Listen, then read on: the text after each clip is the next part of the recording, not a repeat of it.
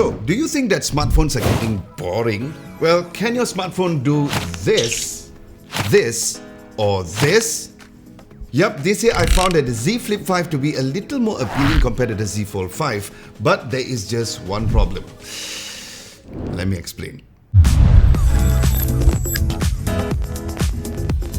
Now, I will be breaking down this in-depth review based on what is it like to use this new and improved outer screen, aka the Flex window, what is it like to take advantage of the flippable form factor or the Flex mode, how the cameras are, and finally the battery performance. Now, before anything, there are 3 things that you must do before you even use the Z Flip 5. First is to enable everything under the cover screen settings by heading to the widget section in there, especially the apps which is not turned on by default. For you to have a proper app experience in this Flex window form, then the second thing to do is to head to the Flex mode panel settings and toggle on use main screen navigation on the cover screen and toggle the apps allowed on the cover screen too. Otherwise, there'll be a lot of limitations on what you can do on this particular cover screen or the Flex window.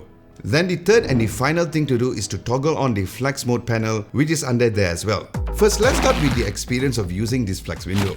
So this improved screen indeed made me use the phone more in this particular folded form. Firstly, since I've always been so used to big phones, it is very refreshing to use a phone to type and scroll with just a single hand. And whenever I use this phone in this particular form factor, people around me go like, now, speaking of one hand, because it closes the phone flat, you can't open the phone with a single hand easily since there's absolutely no gap, which is not a big deal, and of course, I'm sure everyone prefers this.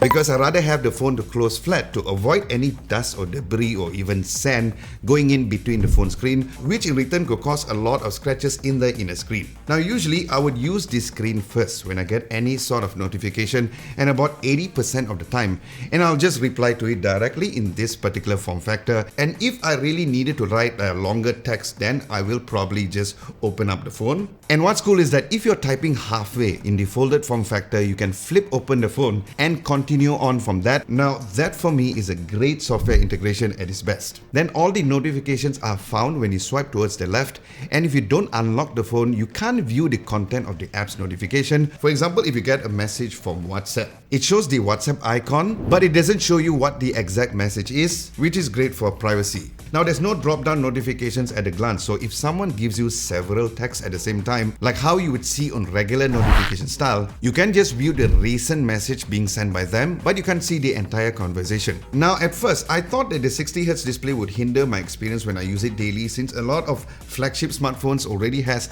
up to 120Hz, but the good news is that since it flowed very well, because ultimately the idea of using this screen is not to use it as much as the inner screen. And now another little thing to note is that if you want to turn off the screen instead of pressing the power button once, like you would usually do on a typical smartphone, you can simply tap the screen twice to turn off and turn on the screen. Then the fingerprint sensor over here overall was great whenever I was trying to unlock the phone in this particular form factor, which is great to know. Now speaking of the screen, if you turn it this way, it kind of looks like a folder, so probably should have called it the folder screen. Okay, fine. Flex window sounds better. Now when you answer a phone call while it is in this mode, the call will go into speaker mode, which makes sense. And if you need to have a more private or longer conversation, just flip open the phone and switch from the loudspeaker to the phone's inner speaker and you're good to go. Now there are several apps readily available in this particular form factor, but if you really want to go all out in using this particular screen for other additional apps like Instagram, Notion, Google Chrome and more, you can always download Samsung's Good Lock app in the Galaxy Store and then use the multi-star extension under the Life Up tab, choose the I Love Galaxy foldable, then launch a widget, which will allow you to select all the other apps in this particular Flex window, then add the Good Lock launcher as a widget, and you'll see all the additional apps over there. But keep in mind that some of the apps are not fully optimized for this screen, for example TikTok, where the autoplay is a hit or miss. And here's where you can also enable the game widget, which allows you to play games on this particular screen, which was kind of cool if you're really into that. Then finally, another cool thing that was shown during my visit at the Flip Market in Korea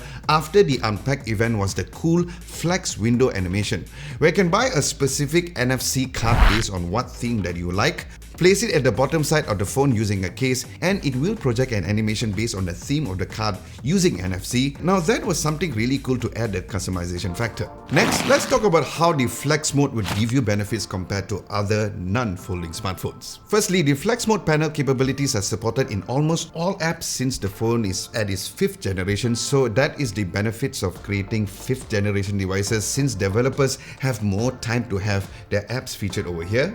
Now personally, I've been using it with Canva, and the idea of having a nice little mouse cursor on top of the screen and a full touchpad at the bottom was really lovely. And since there is a trackpad, you can easily do things like scrolling with 2 fingers on the apps like Instagram and even go back with a typical going back swipe. Then if you want to type something on Gmail, the virtual keyboard will appear to give you the easier typing experience, and you can always hide the keyboard and resume using the touchpad right after. And if you're like me who love watching YouTube videos while having lunch or dinner, this is a really good baked-in stand. And I love how the bottom of the screen has this player mode to scroll through the video timeline easily and has full player controls. So yes, this Flex mode alone is a huge reason why I really love this phone, and I'm sure you will too when you use this phone daily. And if you love taking photos or TikTok videos or Instagram reel of yourself, you don't have to grab that girlfriend or boyfriend to force them to be a human tripod anymore, because this Flex mode is also amazing, which brings me to my next experience, which is the camera experience. Now firstly, let's talk about taking phones on the Flex window. Now if you love selfies, this phone will be your best friend. The idea of having way much bigger screen as a viewfinder makes it so much easier not to only take selfies of yourself, but also group selfies too. And I love how you can use the ultra-wide camera as well, which means that you can get even more people for a bigger group when it comes to taking selfies. However, keep in mind that if you're taking photos in this mode, you can only preview back images that you have just recently taken, where you can't scroll back to view the other images. But of course, if you want to view your other pictures, you can always head to the Gallery app if you're using the Goodlock launcher. Now another thing that you might need to get used to is that always remember the 2 types of the folding orientation, where if the cameras are below, make sure to look down below instead of looking up like you probably used to, because if you want them on top, after closing the phone, you'll need to turn the phone around to get the cameras on top instead of below. Not a big thing, but I always tend to look up and I take a selfies when the phone camera is down below. Now speaking of turning the phone around, I particularly love using the phone in what I call the camcorder mode when taking videos, which not only makes it look cool, but also gives a better grip as well. Now if you're not using the camcorder mode, you can always use it in this Flex mode too to take some really nice vertical shots, say Instagram stories, by having the phone nicely rested in the palm of your hands. But if you're taking photos when you flip open the phone, you can expect great results, both for the ultra-wide and the main lenses during the day and night, including amazing portrait modes for the rear lenses, whether or not it's for objects, pets and humans too. And while you can use this selfie camera when you flip open the phone, which was decent, I would just recommend using the outer rear cameras as mentioned earlier, since they look extremely nice, as you can see in this side-to-side comparison when using the inner screen selfie camera compared to the outer screen. And that's the same for photos and videos as well, where the quality is miles apart. So I got my buddy Effie with me. So as you all can see that the natural bokeh coming from the front camera, or the rear camera for this case, is great. It's nice that we can totally see everybody. So this is not a thing whereby you're going to get lazy when you want to vlog, because this is like super easy. I only need to get used to looking at the camera down here, because I tend to look on top. That is something where I feel is, you need to get used to that. But after a while, maybe probably about a few days or maybe a week or so, you can get used to that. But yes, overall quality has been really amazing. Then finally, let's talk about what I was a little disappointed with, which was the battery life.